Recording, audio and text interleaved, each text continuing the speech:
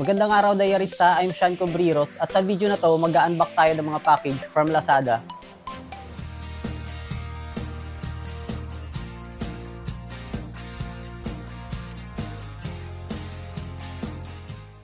Itong mga package na to, na bili ko to nung nakaraang 9 sale at saka payday sale sa Lazada. Hindi ko lang na-unbox pa, iba na ipon na. Pero yung iba katulad nito, itong Inco na spray gun, tsaka ito. Tapos yung mga clamps, nabuksan ko na dahil kinailangan ko na rin siya talagang gamitin eh. Lalong-lalo itong spray gun. Ginamit ko siya nung yung last na project ko na 5 pieces na coffee table. Yung iba naman dito hindi ko pa na gagamit. Binuksan ko lang for checking. Katulad nito, itong hinge. Yan. Concealed hinge pero hindi na siya kailangan ng butas. I-direct mo na lang siya screw. Kasama niya. Isang package to. Then, ito binuksan ko lang din. Gusto ko lang makita kasi itsura niya harden. Ito ang ganda nitong clamp na to. Rubberized yung pinaka-handle niya. So, hindi siya madulas. At saka antigas. Mabigat nga siya eh. Oh. Dalawang package to. Pero pinaghiwalay ko para makuha ko yung discount niya na magkahiwalay din. Kasi pagka magkasama siya, tumataas yung shipping. So, ang ginawa ko, pinaghiwalay ko sila, pero same item yan. Ito namang isa, nakita nyo na to nung pinost ko nung gumawa ko ng frame para sa mga painting. Ito yun. Ayan. Yung painting frames. Medyo manipis lang to. Kasi mumurahin lang din to eh. Ginagamit ko lang siya for holding lang habang nagpapatuyo ako ng glue. Pero nakaano na yun.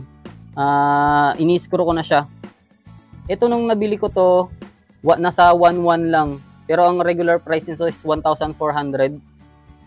Nagkataon lang kasi naka-sale siya tapos may voucher pa kaya nakuha ko siya ng 1,100. Ginamit ko na rin siya agad nung yung last na project ko na 5 pieces na coffee table. Yung naka-post nun.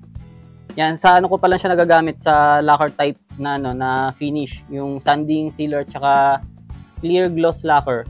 Yung iba hindi ko pa nabubuksan. Ito to, from Lotus na grinder at saka cordless drill. Ito, unahin natin buksan to. Ito guys ay from Lotus, sa mismo nila, sa store mismo nila to sa Lazada. Pwede rin naman kayo bumili ng Lotus brand sa ibang store tulad ng Buildmate, pero ito mismo sa Lotus. Nabili ko to nang naka-sale ng 999 deals nila. So itong dalawa dapat nasa 1998, pero ang yung total price nito nakuha ko lang nasa 1411 yata dahil sa additional na vouchers at saka discount. Ayan siya, pinagsama na sa isang package. May resibo talaga na siguro para na rin sa warranty. Kasama yung pinaka-actual na resibo niya. Sales invoice. Siguro para pagka magki-claim ng warranty. Ito yung grinder. Ang model niya to SG750X, 750 watts.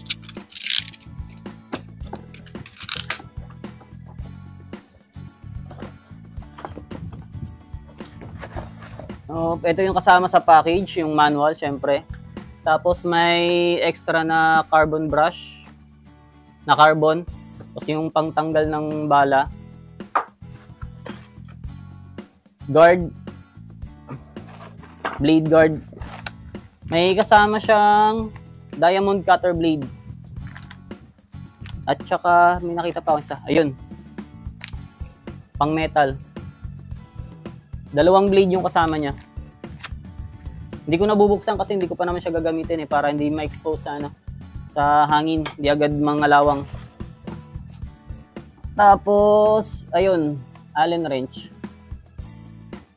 Kasi ito mismo yung pinaka-unit niya, ang bigat pala nito. Ayan. Hard plastic, pati to hard plastic.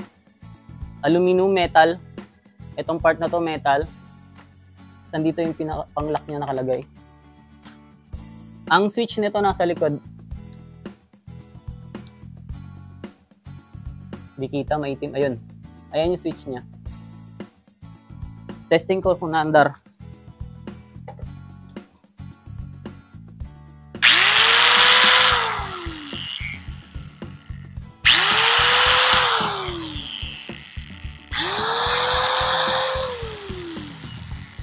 Ang smooth niya, ano, less yung vibration niya, ang konti lang ng ano. Hindi katulad nung nabili ko una yung OEM, yung hindi naman original na ano, na grinder, ang lakas ng vibration. Ito hindi. Oh. Okay. Next natin tong cordless. Tsaka na natin to i-review. Siyempre, testing ko muna, gagamitin ko muna para makapag-review tayo ng ayos. Ito cordless drill, 12 volts.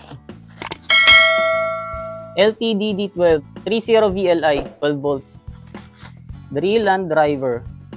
Security seal. Silyado pa ng Lotus. Oh. Para makasigurado tayong original talaga siya. Original from Lotus. Ito yung kasama niya sa package. Isang battery. 12 volts na battery. Charger na 12 volts din. Oh. Kala ko dalawa yung battery. May kasama siyang drill bits. 8 drill bit tsaka adapter. Ito pang ano pala to sa charging bay. Ayan. Sasaksak mo siya dito. Then yung battery, sasalpak mo na lang siya.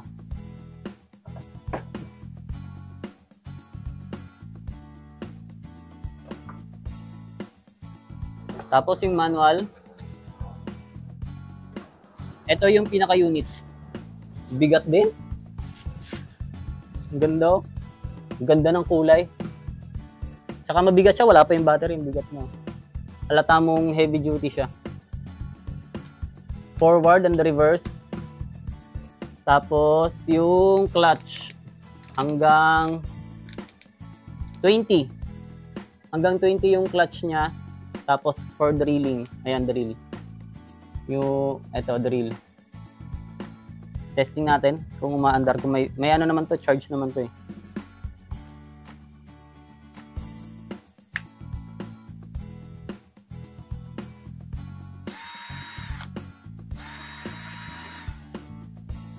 May LED light, ang ganda ng LED light niya oh.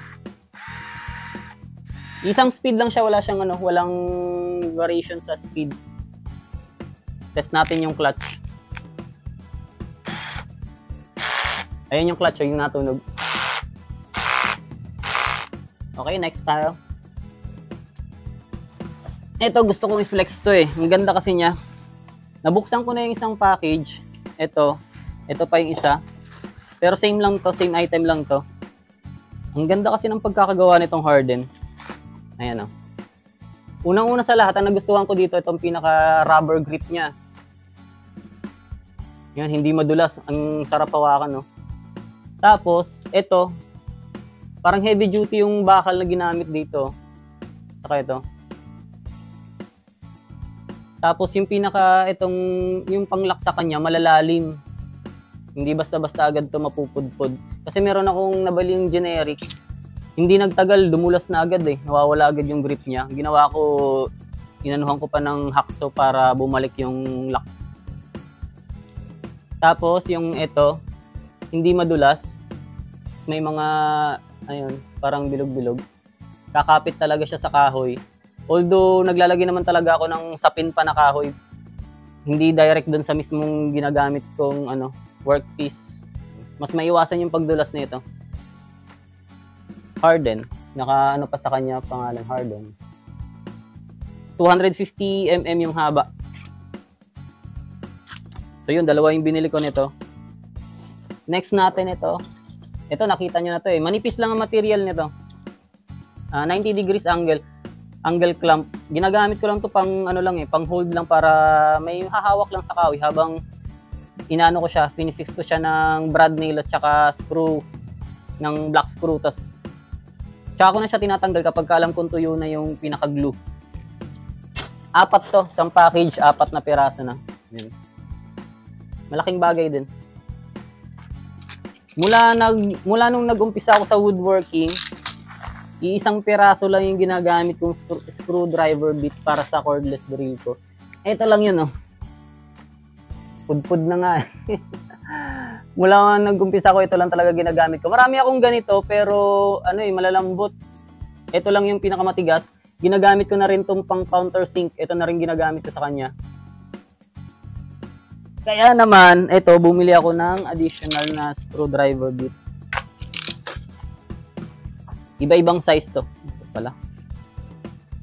Yan, yung madalas ko nakikita sa mga video din. Kulay blue. At least meron na akong ganitong kulay blue. Kaya ako to binili kasi para rin sa mahaba. Gagamitin ko siya for pocket hole.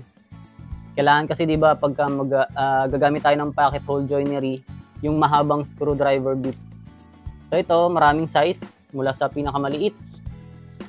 Ayan. Tapos ito yung pinakamahaba. 102 pesos. 102 pesos dito sa set na to. Yung iba dito consumables. 3 lang dito yung power tools. Ay 4. Yung Inco na yon. Inco, tapos itong 2, tsaka meron pa tayo isang sander. Unahin muna natin to. Ito naman ano lang to, stretch film.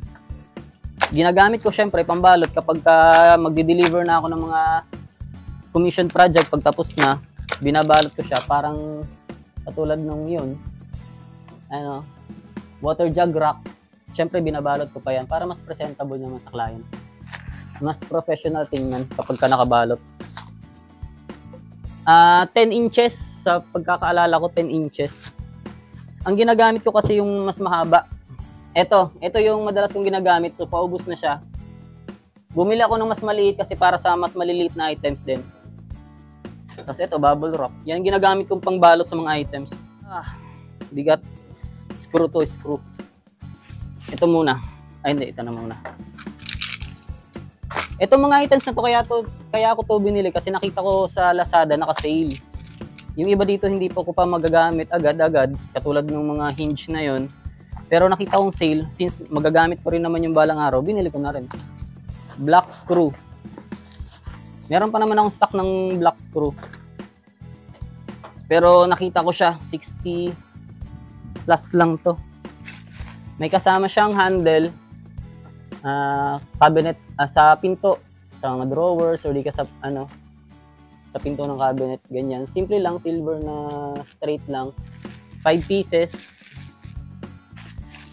Tapos ito. Nasa pagkakaalala ko nasa 60 plus lang to 500 pieces. 60 plus na 1 1/4. Kasi yun naman talaga lagi ang ginagamit ko. 1 1/4 na screw. Bihira akong gumamit ng 1 inch at saka 3/4. Pero meron akong stock ng 1 inch at saka 3/4 kung sakasakali. Pero talagang ginagamit ko ito 1 1/4. Bumili na ako ng 4. Ayan, 4 na balot. 60 plus ang isa. Usually nasa 100 plus to ang regular price. Ito consumables ulit. Kasi malakas akong gumamit nito 170. 100 pieces na to. Sanding disc. Sa sanding disc, ang ginagamit ko lang talaga 150, 240. Kasi yung iba naman, ginagamit ko sandpaper na 180. Tsaka 240 din. Pero ito, napabili ako 320. Gagamitin ko siya pang pang final finish, pang kinis-kinis. Using sander lang. 100 pieces na to, yan, ang dami Nung nakaraang bumili ako nito ng 2, may libreng wet wipes. Ito panghuli. Hindi ko na i-flex tong Inco kasi gagawa naman natin ng review Ito ginagamit ko pa lang siya sa lacquer type na may laman pa nga. Clear gloss lacquer tsaka sanding sealer pa lang ginagamit ko dito. Hindi ko pa siya natatry sa pintura. Pero balak ko sana bumili ng ng separate na spray gun para sa dedicated para sa pintura. Tapos ito dedicated sa lacquer type. Ito panghuli natin. Ito yung orbital sander. Before kasi ang ginagamit ko yung finishing sander na mas malapad. Ito, Oxford. Pero gusto ko kasi magkaroon ng orbital Matagal ko nang gusto magkaroon ng orbital sander. 857 yung price.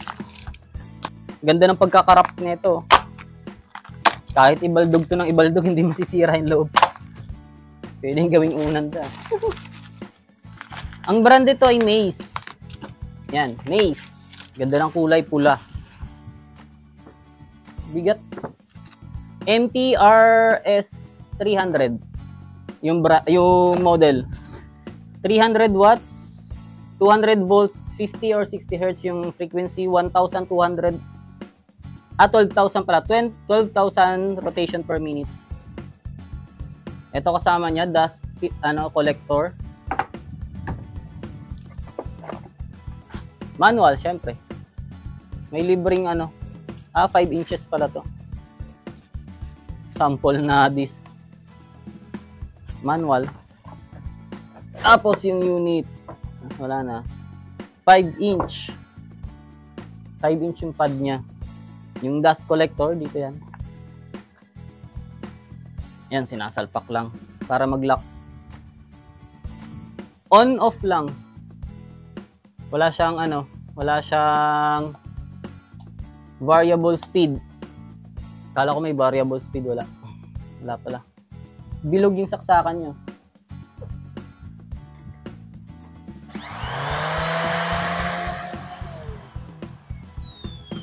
Parang may napansin ako.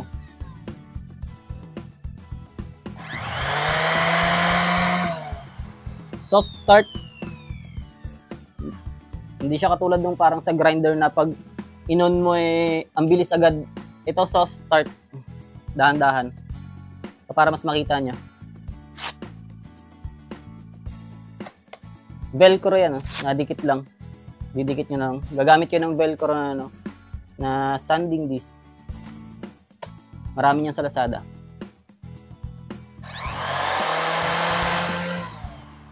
Kung naririnig niyo yung tunog, soft start siya eh.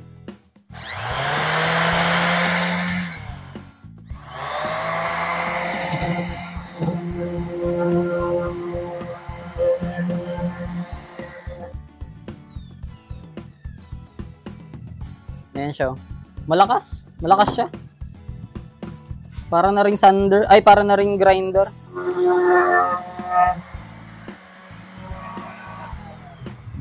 Hindi pa ako sanay gumamit ng orbital sander. Mas sanay ako dun sa finishing. First time ko nagkaroon ng ganyan. Yan. Ito yung nasander ko. Makinis na rin agad yun. So yun lang yan. Ayan. Yan yung mga nabili ko sa Lazada nung nakaraang 9/9 sale. Tsaka payday sale. I-review ko to, product review isa-isa, lalo na tong mga power tools.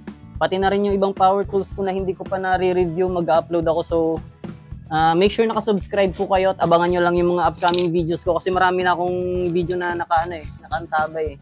Yung circular saw, yung bagong powerhouse na eto. Ayan, na-testing ko na rin yan. Last month ko lang to nabili. Yan yung tatlong pinaka-primary na ginagamit ko pang wood prep. Cross cut, rip cut, tsaka pang thickness. Hanggang dito na lang muna guys. Abangan nyo po yung mga susunod na video. Isa-isahin po natin i-review tong mga items na to, lalo na yung mga power tools. Itong mga to, yun. Tsaka yung iba pang mga power tools na available dito sa shop.